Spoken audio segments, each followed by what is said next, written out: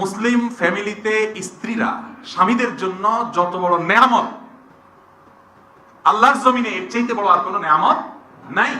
আর দুনিয়া কুল্লুহা মাতা, দুনিয়াতে আল্লাহ তাআলা যা কিছু রেখেছেন সবকিছুই আল্লাহ রাব্বুল আলামিন মানুষের জন্য নেয়ামত হিসেবে দিয়েছেন। ওয়া খায়রু মাতা'আদ দুনিয়া আল মারআতু সালিহা, আর দুনিয়াতে যত নেয়ামত আছে এর ভিতরে সবচেয়ে বড় হলো একজন নেক, একজন ভালো স্ত্রী। তার চাইতে বড় উপভোগের বস্তু আর হতে পারে না।